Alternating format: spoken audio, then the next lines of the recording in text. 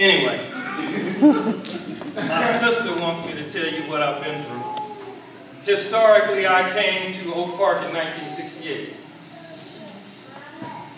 with the Black Panther Party. Okay. Got involved with a poverty program called the Black Souls. Was arrested in 1970 for shooting a police officer in front of the Black Panther office.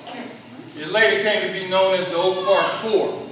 I wasn't tried on that particular charge. 4 people were, and they were released after the prosecution side of the case because they didn't have any evidence. 2 years later, I joined the Nation of Islam right down the street on 35th Street. And in 1974, I was charged with conspiracy to commit murder, and 2 counts of assault. I didn't know anything about it, but because I'd been politically active in Oak Park since 1968, they convicted me of the crime and sent me to prison.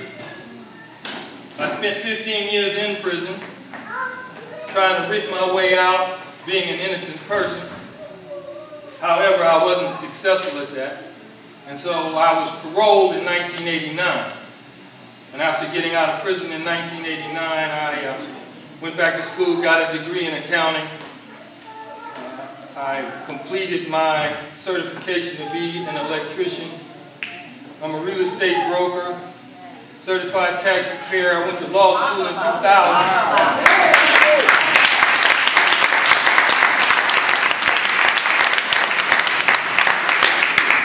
Graduated from law school in 2004, passed the bar in 2005.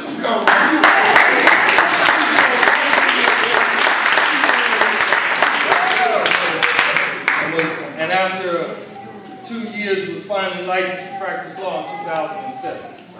Right. So it's a lot of things that go with that story, but the thing that I like to emphasize is that I am who I am because I'm connected to my roots. And every time I saw myself in a situation that I thought was bad, I just read about how my people have overcome situations.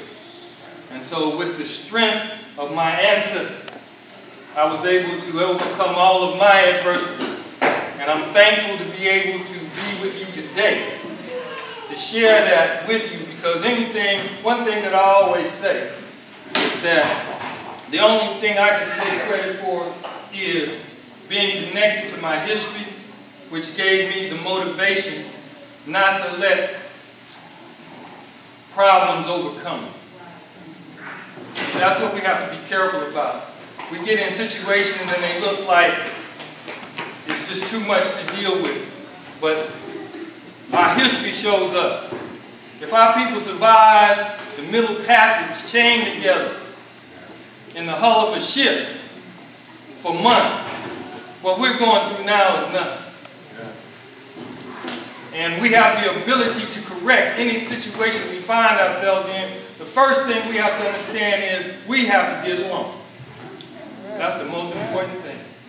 Because as long as we divided and fighting amongst each other, we're creating our own problems for ourselves.